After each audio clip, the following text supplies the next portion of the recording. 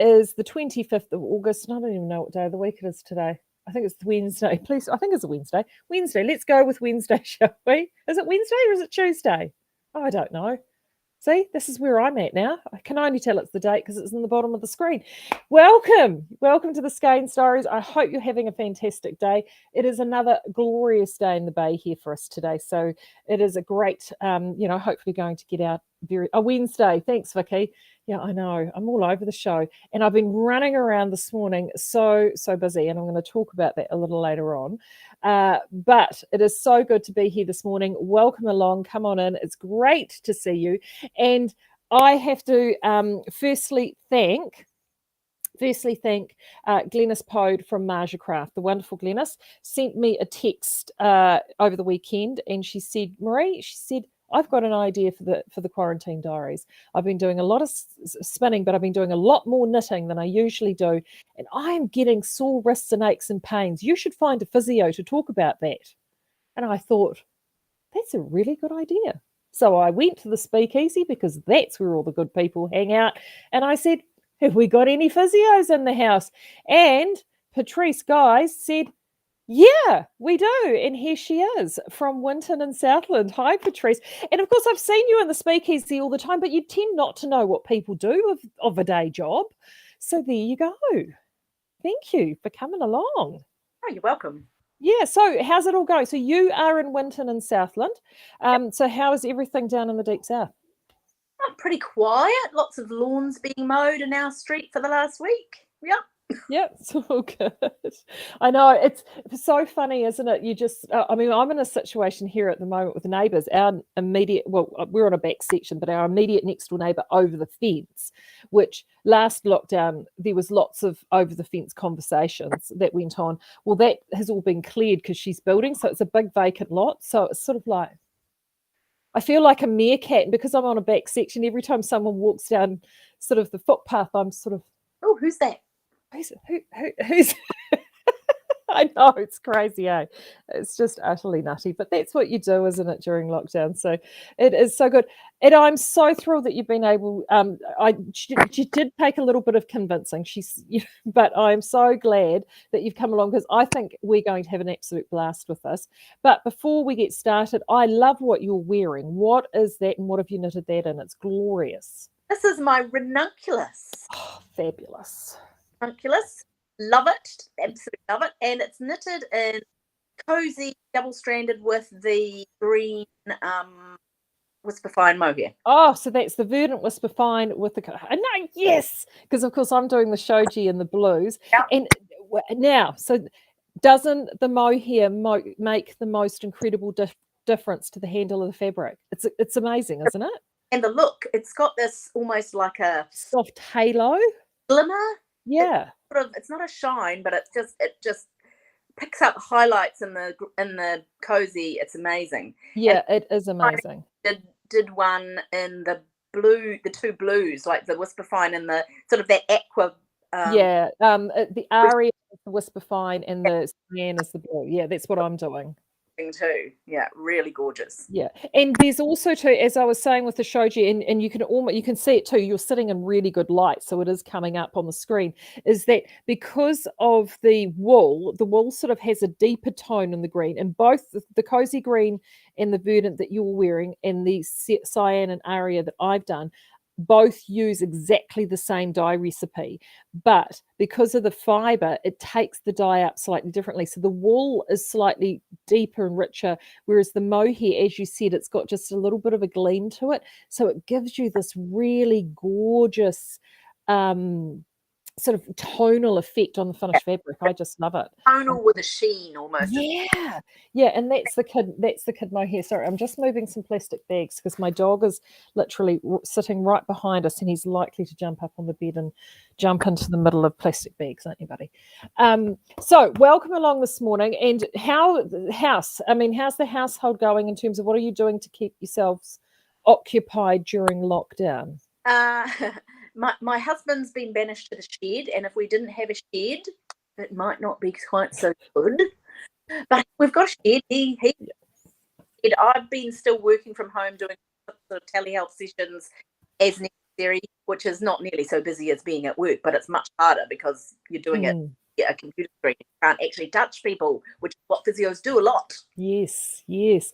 And of course you'll be having to get them to set up screens and try and see, and trying to explain stretches without, it'll be absolutely tough. Distract themselves when you're doing it almost sort of mirror imagey is a nightmare. Yeah, these are all the challenges that we've got.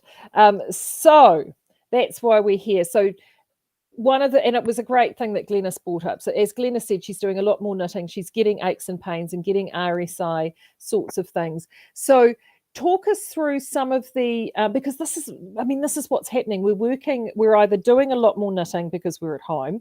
We're sitting around, some of us are sitting around a lot more because we're home. So there's postural issues and issues with that too. I'm finding, because I'm working a lot from home and so much of my life is on the computer, and my setup at work is properly with an ergonomic chair and is properly set up with screens and keyboards in the right places. It's not like that at home. It's laptop on the kitchen table, which isn't quite right. So what are some of the common aches and pains that we can see? How do we give ourselves or take breaks or stretches? And what are some of the things that we can do that will just help make our lockdown physical lives a little bit better? Okay, you can do, basically you've got to think, you sort of need to think about knitting or crochet as like an athlete thinks of their sport. So if you were a runner and you went for the odd jog around the block sort of in the evening, and all of a sudden you went into lockdown and thought, right, I'm going to run a marathon today, would you do that? No, you wouldn't do that. You'd train. So it's all about, you've got to sort of think about the fact that your body is fit for this level of knitting, but if you suddenly try and make it do this level of knitting or this level of knitting, you're going to have problems. So you sort of got to build yourself into it gently and take lots of rest breaks. So it's not so much about, well, it is a little bit about the posture that you're sitting in, and I'll sort of run through that actually. Yes, the posture is important, but more important is the breaks and having a little break from it. So, you could think about starting from the top and sort of working down. So you need to think a little bit about the chair that you knit in. You should be able to actually touch the ground so that you're not sort of sitting sideways, scooped up. It's not really ideal. Anyone who's done that for any time is going to have sore shoulders and sore neck. Am I saying that you can't, scooch up on your sofa and knit? No, you can, absolutely, for a little while. But if you're going to be having a marathon session where you're thinking, great, today is knit day and I'm just going to sit there and knit all day, pick a different chair. Pick a chair that the armrest is a big deal. If you're short like me and you're sitting in a regular chair, the armrests are sort of pushing you up like this and you're sort of knitting. It's not ideal. So try and find a chair that you've got at home that's got lower armrests so that your arms are not actually touching the armrests. I find having armrests quite wide. I find armrests actually really not actually a good thing when I'm knitting. No, or sit in the middle of the sofa so you haven't got that sort of thing. I've got a very old chair here that I bought when I was a student in Dunedin for like $50 for a pair.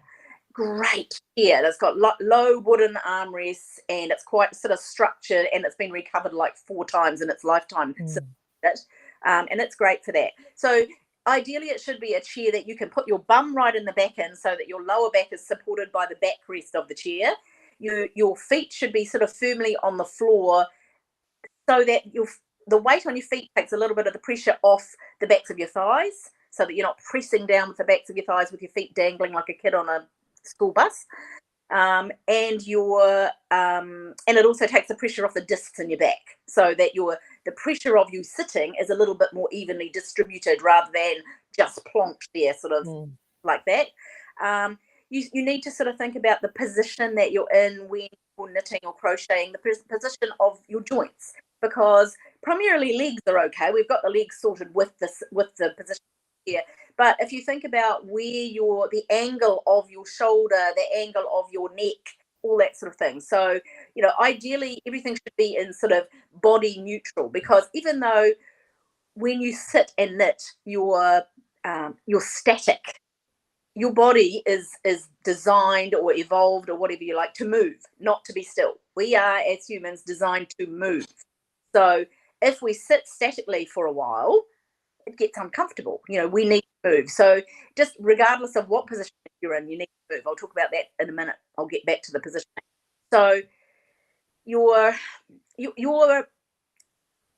think when you're knitting that you're just static and you're not doing anything, but your arms are actually, your hands are moving, your elbows are moving a little bit, your wrists are moving quite a lot depending on what pattern you're knitting, and your shoulders are maintaining a position. So if you just hang your hands at your side and then put one hand on the front of your shoulder and just sort of have a poke around and you think, oh yeah, that's all quite nice and soft and relaxed.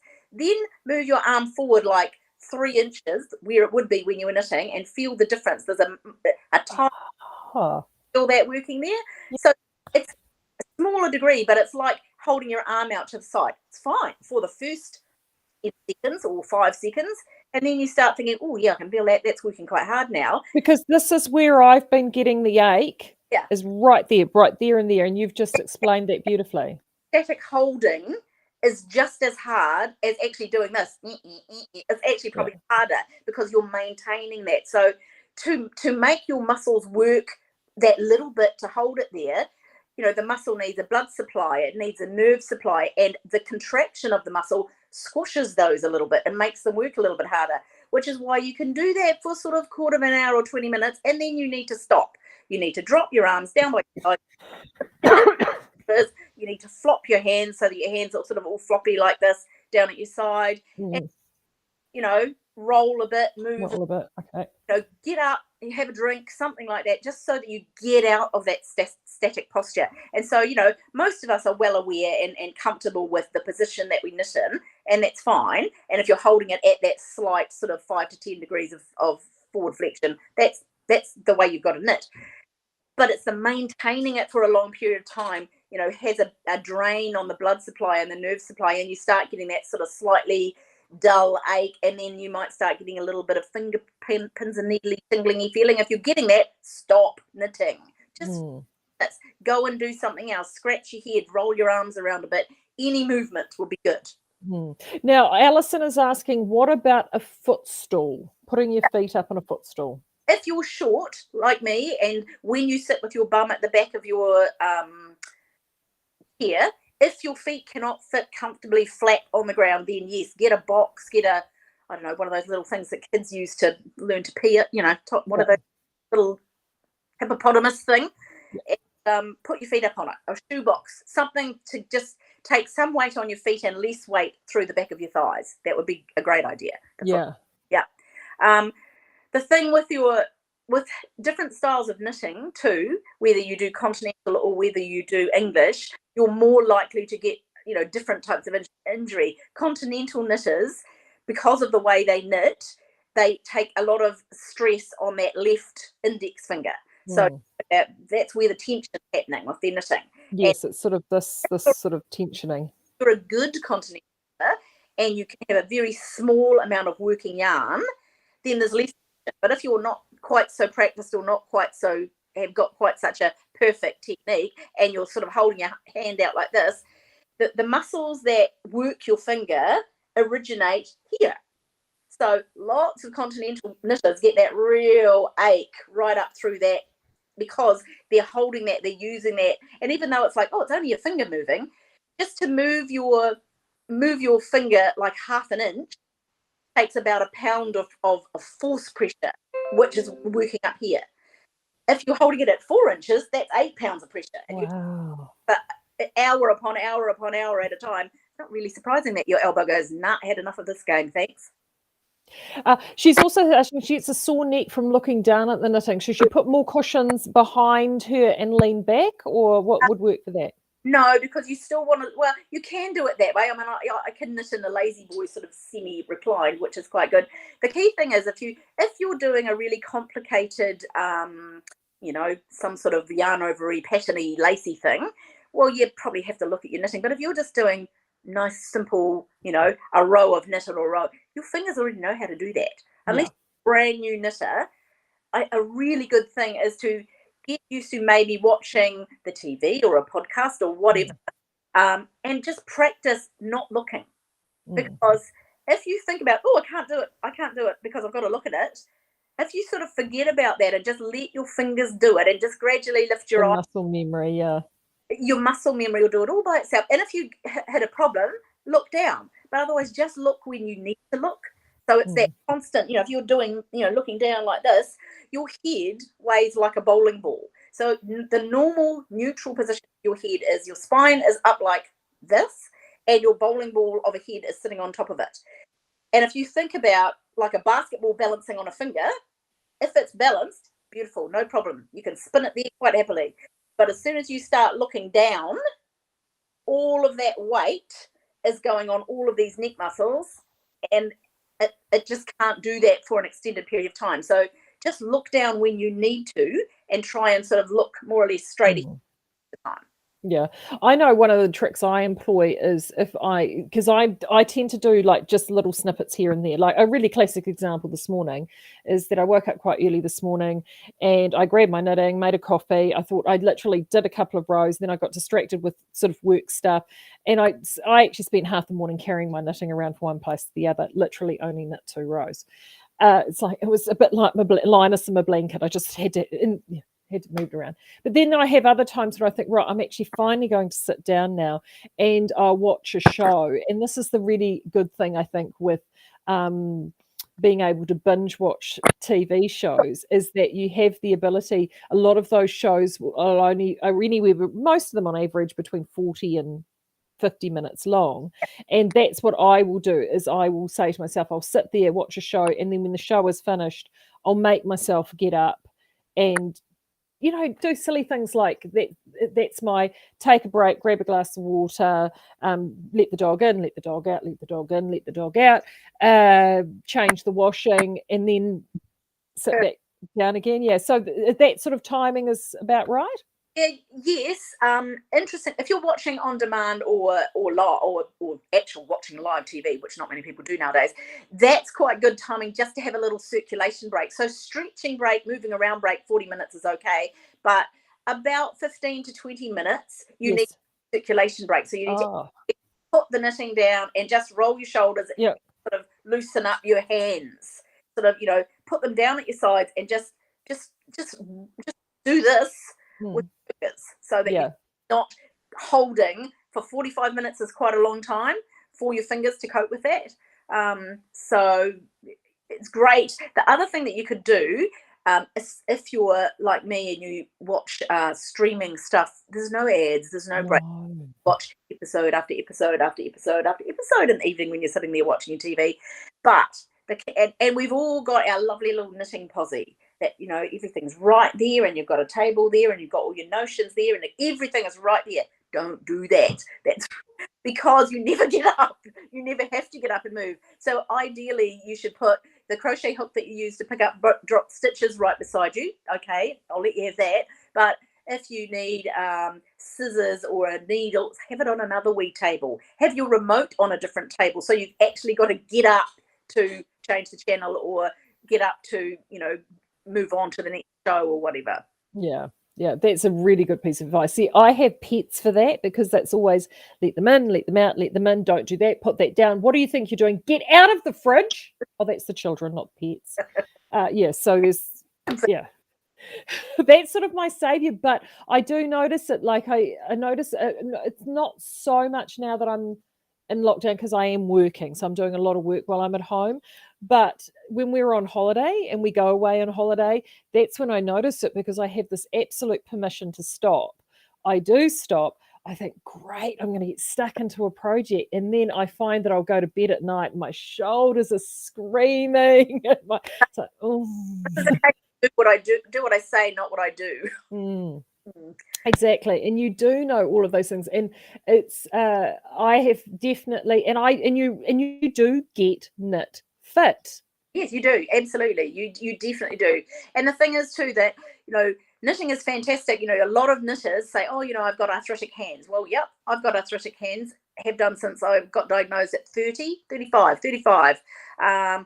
And initially knitting was really hard and I got really crampy fingers. But man, the deal with any arthritic injury, any arthritic aches and pains is the stronger you are, the less pain you have. Got to do it gradually, like the runner starting to run. You know, you walk a power pole, you run a power pole, you walk a power pole, you run a power pole. So you knit a row, you go away and do something else. You come back knit another row. The next day you might be able to knit 2 rows. The next day you might be able to knit 3 rows without a break. It's just the breaks in between and building up your endurance. Like any athlete, you can think of yourself as a fast athlete. Yeah, and also project selection as well, because that's another thing that I have found too in terms of stress and tension, is that if you because often we knit to actually make ourselves relax and feel less stressful, but if you've actually got a really challenging pattern, that in itself creates its own stress. And I found that when I was knitting patterns that that had a degree, and I was doing this and getting quite hutched up because I was stressed and anxious about figuring out what it is that I'm doing. So I definitely do have projects that I break down into ones that are less stressful. So at the moment, I'm not shelved shoji, but I'm just giving shoji a bit of a break because it is very repetitious. It is just this, and which is great. I quite like that. But I've just switched to the sponcho that I haven't knit since last lockdown, and I'm doing that quite deliberately because it is just the easiest, most fluid, quite relaxed tension knit, and that's because that will just help relieve it. The other thing that you can be aware of is, if you do have limitations hands wise, just being aware of things like which needles you're using for which project. For example, thinking about the gripping tightly thing, the mental thing. So I have several projects on the go at any one time, and usually I have something a little bit heavier which my hands don't like and my shoulder doesn't like for really any length of time. But sometimes people knit something thick, my young people, or like big thick stuff, and I'm like, it's heavy. And then I'll have something more difficult for the brain, like something lacy. I love the look of the lacy stuff. I don't really enjoy knitting it, and I have to make myself do, one pattern repeat a day or something, which is enough for my brain and enough for my fingers, which are sort of doing this at the same time. And then I have something that's relatively mindless that just goes backwards and forwards and backwards and forwards. And I know some people find socks really useful for that. They're portable. They there's not a lot of movement required. So I mean, I personally hate knitting socks, so I don't do them. But I will tend to do, and in fact, I don't have one on the go. I need to probably start one. For me, I used to have things like just simple shawls, like hitchhiker's always a favorite for me. Those sorts of things, they're like my portable projects. But because I've been so monogamous actually to the shoji, thinking I needed to get that done for Knit August Nights. Anyway, now we've got a couple of questions. The first that Angela is asking about Kelly & Co. I'm going to get to that a little bit later on, Angela, so do hang around. Danielle is asking, any advice for sore right hand forearm, and are there any special stretches to release and relax the muscle? Sore right hand forearm is likely to be an English knitter who throws. Yes, again, stop and rest, but there's also some and I said about the circulation thing, but there's also stretches that you can do for the muscle. So these sort of muscle stretches are like to balance out all of this that you're doing. And so if you're knitting, either way, you're holding your wrists in slight extension, which these muscles up here work. English knitters tend to find that they get some elbow issues on the right hand, and continental is more on the left hand. So to stretch, there's several different ways that you can stretch those. Just sticking your arms, sticking your arms straight out like that for a little while, and just hands down and out to the side like that is quite a nice one because it stretches right up through there. And just, you're not stretching it like a calf stretch that you're intending on making it longer and longer and longer. You're just getting it out of that position. So it's the opposite of that. So it's arms straight out, drop your wrists, and then out to the side like that. And you should be able to feel that basically right up through to about the outside of your elbow. So that's quite a nice one. And you should be doing that, it depends on how long your row is, but sort of every 15 to 20 minutes, just do 1 or 2 of those. You don't need to hold it for too long. 10, 15 seconds thing. Get out of that posture and stretch it around a little bit is quite a nice one. I wrote another couple of down. Oh, Kylie's asking, I've got pain in my left shoulder and neck at the back. She's a continental knitter. Is that related to a knitting, and what are stretch ideas for that? yes, that is related to your knitting, possibly your chair, but probably just the way you're maybe scrunching. So I have this really good thing. It's called stop, drop, and flop. It's a stop, check, drop your shoulders down, flop, relax all over, like I've said before. But there is a really nice stretch that I get the same thing on my right shoulder, and I'm an English knitter and very throwy. So basically you hold on under the chair with one hand, you tilt your head away from the side that you're holding the chair with, and you look down and you let the weight of your head take you right down there, and you get a lovely stretch basically from the back of your head right down to almost shoulder blade level at the back.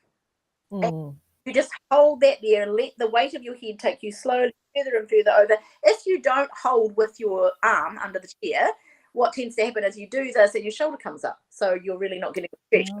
Stabilize your shoulder by holding on under the chair. Oh, it's really nice. It's a really nice stretch. But the other thing is just every row, think about drop your shoulders. Just drop your shoulders. It will take like a second. Literally turn the knitting around or the marker and go, and a wee breath. Because often we're working on something complicated, we're holding our breath a little bit or breathing really shallowly as well. So sort of stop, drop, shoulders down, flop, relax all over. At the end of every round, if you're doing something, with lots of stitches, or at the end of every 2 or 3 rows. And quite often I'll catch myself and I'm thinking, my shoulders are up again, drop. That's it. Now, this is so good. This is so good. Okay, Pat. Pat is asking, she's recovering from adhesive capsulitis release surgery. You know what this is? Yes. Oh, good. I'm glad you know what it is. She's saying, any advice for her with her recovery, like just in terms of knitting and stuff, I'm assuming you're asking, Pat? Well, it sort of depends how long post-op she is. I'm assuming that she'll be having physio, or has been or will be having physio. Basically, she's got to listen to her body. She can knit. She'll be able to knit for a little while, and if she starts getting achy, then she has to stop. Yeah. If you're a runner and you've hurt your Achilles, you can't run, and then you start being able to run. You can run for a little while. Start back. The other, for an adhesive capsulitis, it's usually been very stiff. So the shoulder's been very, very stiff. So obviously she'll need that profession worked on to get her range back. But as regarding the return stuff, a little bit at a time. Lovely. A couple of rows. So Vicky is saying she's sight impaired, and she always does a thing where she's hunched to make her right shoulder, and it makes her right shoulder really sore. Any tip for sight impaired people when they knit, so they don't need to hunch down to see? So I'm going to start with this, Vicky, because you're actually also lobbing over into my other life's territory, which is my husband's an ophthalmologist, so we work a lot with people who are sight impaired. Definitely some of the advice, and he works with a lot of knitters, so a lot of knitters come to him because they know that we're a thing. And one of the biggest pieces of advice he definitely gives is two pieces of advice. One is, don't be afraid to actually look at other devices to help you read. So surgically, he has a thing called loops, which are almost like goggles or stuff that you can sit over. And in fact, I've seen a Facebook meme recently with crafters wearing them, and they kind of look a bit like crazy Snapchat type memes with these big eyes. Though, I mean, I know they look a bit crazy, but they do really work, and they just help bring that magnification level up, so you're not having to put so much strain in order to be able to see with the focal distance. So that's one thing that definitely helps. Obviously not so good in this current point in time, but definitely helps. The other is lighting, making sure that you have enough light. Especially good solid bright light, so you're able to get good contrast, and that is something that definitely helps. And then the last thing he often gets people to check as well is that, even though is making sure that you get checked that it's not just your focal or refractive issues that could be creating sight impairment, that you actually haven't started transitioning over into other ophthalmic conditions. So cataract being the main one, that's one that can sneak up on you. And there's different types of cataracts, but the most common one, it's a bit like having your windows and not washing your windows, and they'll get a little bit dirty and then a little bit filmy and a little bit dirtier and a little bit filmier. And it's such a gradual change that you don't necessarily notice that your level of visual functioning has gone down. And depending on the type of cataract that you've got, that can be over a number of years, or some cataracts actually develop literally over a matter of weeks or months.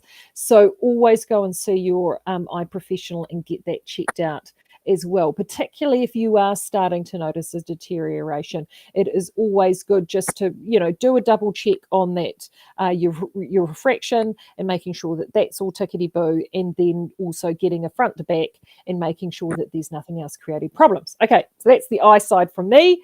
Go, Patrice. The other thing that I would say about the eyesight thing, two things actually. One is, I listened to a lecture by Carson Demers, who is an American physical therapist and knitter, who had an injury himself many years ago and has written a book. I wrote down what that book was called.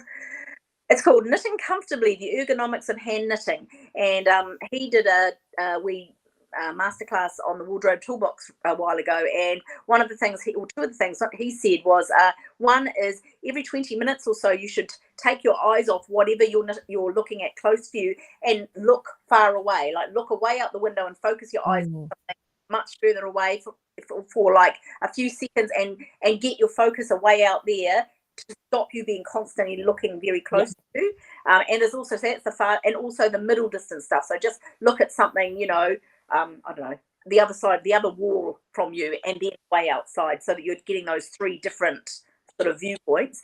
And the other thing was, just be aware of the colour of the wool on your needles. So if you're sight impaired, you need to perhaps think a little bit more carefully about not only, well, I'll talk about the other needles in a minute, but the colour. So if you're knitting, say, brown or navy, darker colours, you want contrast. Yes, wooden needles with all the colours, they are really hard to see dark wool on. So maybe you could think about some nice slick aluminium light coloured needles for, or if you like the wooden ones, the very pale coloured wooden needles, so that there's a big contrast between the colour you're knitting with and your needle, so you can count easily and see the stitches easily. And the other thing that you can do for this, if you think, oh, is this enough contrast, you can take a photo of your knitting on, or the wool, wrap the wool around a needle, take a photo of it with your phone on the black and white setting, and if you look at it and think, oh, I can't really see the difference between where's the wool start and the needle,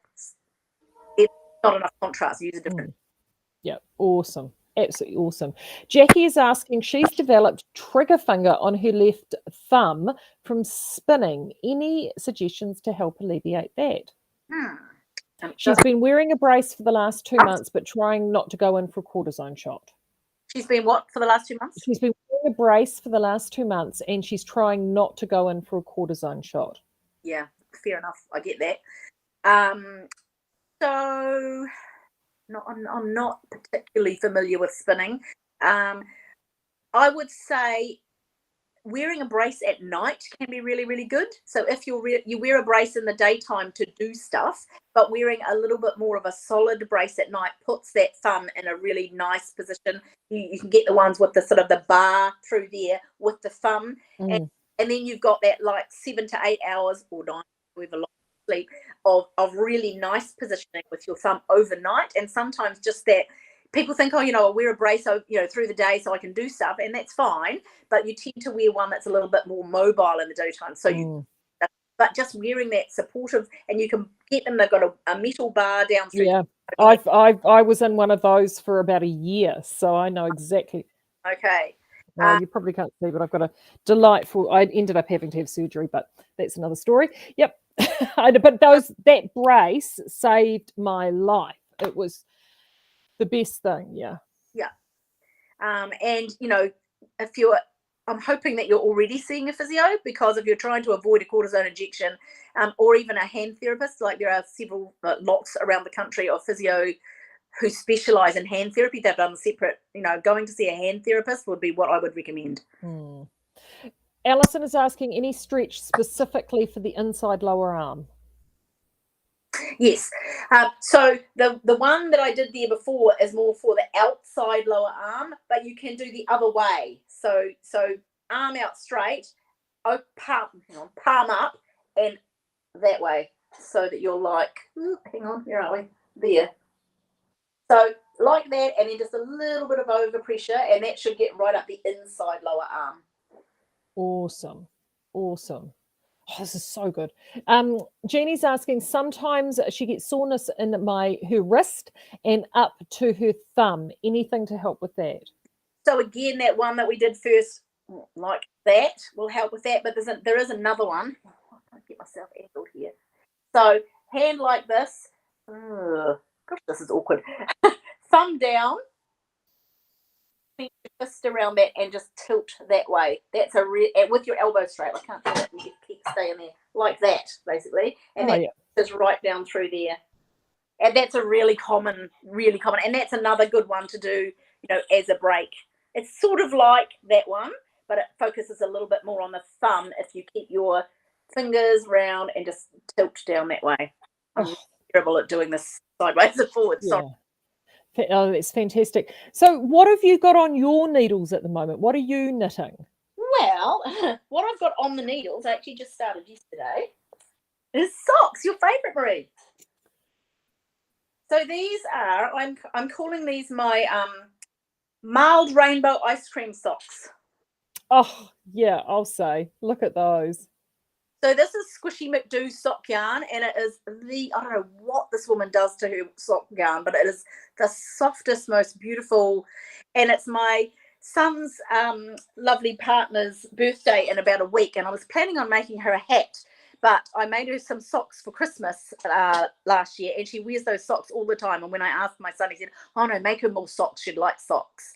Awesome. That's an easy gift, isn't it? That's so good. But I've got a really cool, cute little thing to show you. I do mainly socks, hats, shawls, and baby knits and kid knits. My family is sort of just at the stage, and friends' kids. My kids haven't started having kids yet, unfortunately. But my friends' kids are all having kids left, right, and centre. So I give away a lot of baby presents. So I made this little cap, little one of those. Oh, like a little flat newsboy cap. Yeah, exactly. And it's got here's the thing there. With a button. Oh my gosh, that is so cute. What's the pattern for that? Is that, or did you just make that up? It's out of that the Spotlight maker. Oh, stop it. Yeah. See, he's wearing it on the front. Oh, so cute. Made out of a sock yarn that I got from Trade Me, like before I found Skeinz. And you know what I mixed it with? I mixed it with that Caesar cashmere wool that was in a Skeinz sale like a year ago. Yeah. So soft. It's just lovely. And then I thought, righto, I still had quite a bit of a ball of sock yarn left. Oh, so cute. So that's combined with some of Deanna's mohair, because I'd ran out of the Caesar by then. And then Southlander to the rescue, because of course we can't get any yarn, can we? And no. So I'm sure everyone who knows me would know what a tiny little stash I've got. Not. So. Oh, some longies. Look at those. Those are so cute. So cute. And I had one ball of Southlander bracken, and I thought that'd be really, really good for little. I made them deliberately so it's toddler size, so they're not crawling, because I think they're very comfortable, but they'll be really nice and sturdy. And then the bit up the top, because I only had one ball and it took sort of 1 and a bit balls, and so then this is the top bit, and the buttony bit is actually Southlander Sport in a heather combined with a mohair. Oh, brilliant. Absolutely brilliant. So Oh, that's well, look, Patrice, you have been a star. See, I told you this would be easy. Easy peasy. Look, with that performance, you better watch out if this lockdown carries on. I might be getting you back. This has absolutely been fantastic. And I'm glad you mentioned Diana because we were talking about it before we got started. I have managed to convince her to come and join me on Friday. And she is going to show us around her cabana down there, which is just wonderful. So do hang around for that. If you haven't met Deanna before, she is a real regular on the Skeinz Speakeasy. She is also got her own business, which is Perfectly Imperfect Twists or Stitch Twists, isn't it? Perfectly Imperfect Twists, yes. And the thing I love about Deanna is she does the best TikTok videos ever. So she is the mistress of the TikTok. And she was worried. She said to me, "Oh, I don't know whether I can come on." And I was like, "Deanna, trust me, you are going to be great."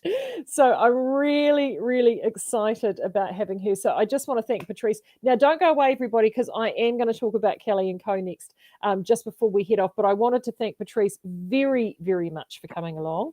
And if you know anybody who hasn't managed to join this session live, definitely share this video once it goes up and it's completed, because I think there's been such a massive amount of practical information. So thank you, Patrice. You've been an absolute star.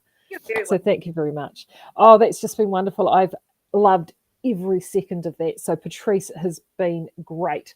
Now, this morning, which is why, and honestly, Patrice will tell you, I was panicking to get here on the time that I'd allotted before we went live, because this morning I was out photographing the Kelly and Co. And if you have been, if you may have gotten a newsletter in your inbox just before we went live. That's literally what I was doing just before I sent it. As I got organised, I sent up the sent out the newsletter to everybody, and I have been madly doing the photography. So the first thing I have to say is, of course, it's at home photography, because we obviously can't get send the yarn out up to our normal photographer. So it's at times like this I miss the wonderful Steph Irons from Available Light Photography, but that's okay. I think I've done not a bad job. I managed to colour match them. Everything's been photographed on my butcher's block out on my back deck. And the reason for that is, at least with the background, the wooden background, is it helped with the colour matching. So I've decided that I've kept it all on the rustic back. These will get professionally photographed by Steph, but at least it gives you an opportunity that if you want to do the orders for the pre-sale, you've got a good idea of what those colours are. So I have got them all sitting next to me here on the bed. And what I will be doing over these next few days is I am going to I've taken a whole bunch of combinations of them as well, and I'm going to sort of post some of those up on social media, just to give you some just sort of, tease you along with them. So the nice thing with the range is, what we've gone and done with the range is broken out into a series of bright jewel tones, softer tones, neutral tones, and a mixture between lights and darks, because particularly if you're wanting to do some color work like this, you need the mixture of lights and darks. And the first ones I'm going to show you are the neutrals. And there are 4 neutrals, that we have, and this is them here. And these are Swilly, which is a cream, and it's the one thing that I did struggle with the photography, and I know Steph will do a much better job of this, but it's not completely cream. There you go, you can see that there. See how there's ever so slight sort of cream, then rich cream, and there's actually the softest little hint of that slightest little bluey grey fleck in there as well. So that is Swilly. And Swilly will be the yarn. So if you're wanting to do an Aran project with cables, that classic white Aran project look, or cream Aran project look, Swilly would be perfect in a single colour. It's a really warm cream, and this also adds your pops of color for color work. So it's really important to have this sort of color, and this is why we added it into the range, so then you had that pop that pop color with contrast and color work. The next one next to it, up in the range, this is Arthonia, and this one here is a good classic grey tweed, light grey stone type tweed. It's got a lovely amount of flecking in there, absolutely beautiful. It's definitely, it's a cool grey. It's richer than our oatmeal and even our Southlander silver, and the amount of flecking in this is just glorious. Next cab off the rank down the sort of pathway from that is this one called Remor. This is one of my absolute favorites, this one. And this is a warm sort of biscuity stone color with a mixture of grays and warm flecks and biscuity colored flecks. It is just an utterly beautiful, it almost looks like sort of granite. It is completely stunning. I love this color. And then as you sort of transition down the line, this is the next one, which is the darker. I also adore this color as well. This one is called McKenna, and it is, as you can see, a rich, warm, deeper sort of bracken shades with little hints of terracotta. It's utterly divine. I can tell you, we don't have a lot of McKenna. Most of the McKenna is coming in the second batch. There are two colours that they could only literally give us a bag or two of each. So, and McKenna is one of them. So those are our neutrals. Then we start heading into the sort of softer shades. And we only did a couple of sort of softery, sort of what I would call pastel shades, and that are these two here. So this is Malone, and this one here is a Hern, and I love both of them because they're utterly beautiful and gorgeous and feminine and romantic and absolutely glorious. And of course, you throw that back with Swilly, look at that, or Athonia, look at that. As you can see where I'm going with this. Oopsie. So those are the two soft ones. Then we start getting into some deeper, more broody shades. And under the deep broody shades are these three characters here. So these are our darks. This one here is called Morn. And I hope the camera's probably not going to pick this up because there we go. That's perfect. Look at that. A really rich, dark moss green with these incredible flecks through. This is the other color that we don't have a huge amount of. Heaps of this is coming in the second tranche, but this is Morn. And then we've got these two characters. I love these two. These two are so much fun. I'm sorry that was sitting there. That one is called Abbott, and that is the richest, warmest, delicious red. Look at that. It is utterly divine. And this is Sheridan. So this is the one that I showed you yesterday. So this is this original sample that we got sent. And it's in this crazy, practical, deep blue. And it's just wonderful. And if you're wanting to sort of, again, mix colours back with that, there you go. There's Malone. And it's easy. I mean, honestly, I've had so much fun doing different combinations, and I've photographed several combinations that I will post up over the coming days. Dark shades. Then the biggest grouping that we have are the jewel shades. There's 5 of those, and these are utterly glorious. They're fun, they're vibrant, they're delicious, and I just absolutely adore them. So this is all of them here. Aren't they stunning? Just love them. So these are the colours that are going to add the drama to whatever it is that you're knitting, especially if you're going to knit colour work. And this one here is Firefly. This was the colour that, again, I think I talked about yesterday with Claire. One of the Carol Feller patterns uses this colour, this Firefly colour. It is an awesome colour. It is a colour that you can add back with something like this Remor. That bright zing, and it is warm, it's rich, it's romantic, it's exciting. So that is Firefly. Then we have this one here is Dariana. This was a real contentious one to add into the range, actually, because we wanted a purple into the range, and it was a real decision between, do we do a purple, a deep purple that would sit along next to the Abbott and the Sheridan, or do we go with something a little bit brighter and more exciting? And we went with the brighter option, and I'll show you why we did that. We did it because it made much more sense when we put it with the other parts of the range. So this was one of the colors that, as a contrast, zingy, exciting color, if you're wanting to do color work, this is the one that adds the excitement. This is the one that adds that moment to things that are a little bit more subtle. So that's why Dariana is there.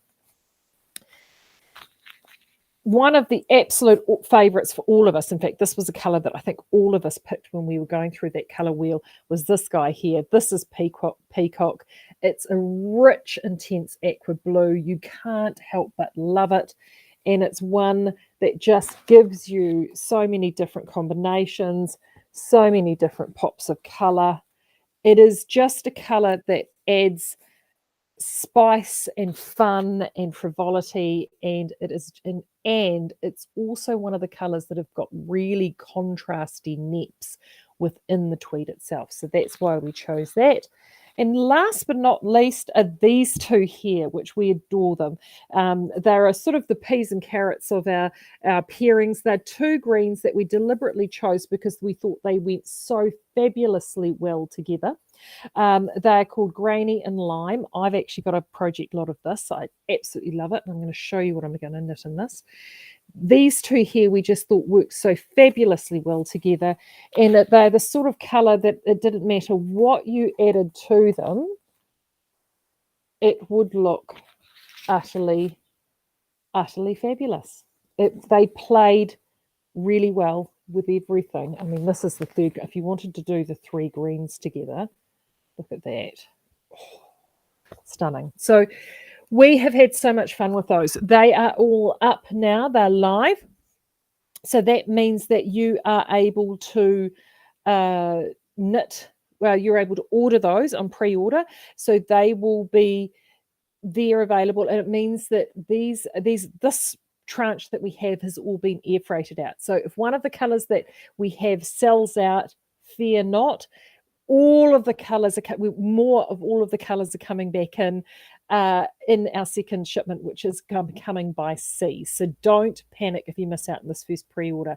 But it just means that if you're wanting to get some onto the needles as soon as level 3 hits, you can definitely make sure that you get those. So they are up and live now. 190 meters per 100 grams. This is a classic Donegal tweed merino, two-fold merino Aran weight. So we've done the testing on this, and it will knit to a 22 to 18 stitch tension with no issues whatsoever. So that's a 4mm, 4.5 or 5mm needle is its happy place. I would be less inclined to go beyond a 5mm needle. The only exception being is if it were an accessory or a shawl or a scarf, something that's not, wouldn't need quite so much rigor in terms of wearing it. If it is a garment, definitely stay within that tension band because of the woolen spun nature of the yarn. As far as a tweed goes, some tweeds can be a little bit rustic. We've deliberately launched with the merino soft Donegal because it is utterly beautiful. And it's made with Australian and New Zealand merino. So there's a connection there between both ourselves and the team at Donegal Yarns in Kilcare. So this is what it is. So what am I going to make with it? Well, I'm going to show you what I'm going to make. I spent this morning, let me get my screen up here for you. I spent this morning trying to decide what I was going to do. And I then suddenly thought, well, actually, I'm going to jump in and have a look at something that I did. I've actually had this sitting in my queue. I think I bought this in at least 5 or 6 years ago. I've had it sitting in the queue for absolute forever. And funnily enough, I bought it we did some Donegal tweed. Excuse me. Hay fever. We when we were a design spun, we balled some Donegal tweed for another client many years ago. So I actually had some, and that was done in the Irish wool. And I bought this pattern because I thought this pattern would look really good with it. And it is using, as you can see, beautiful Heidi Kitamaya. It is a variety of sizes, and it's using an 18 stitch gauge on a 4.5mm needle. So I definitely know, in fact, my gauge will probably be slightly less than that. I'm going to swatch it up. But what I liked about it is it's a garter stitch front with this lovely sort of scalloping at the top neckline here. And it's something that can be worn open and very relaxed, or you can actually button it up. And I'll see, here we go, an image with the buttoning. Or you could wear it buttoned up like this, which I think also looks fantastic.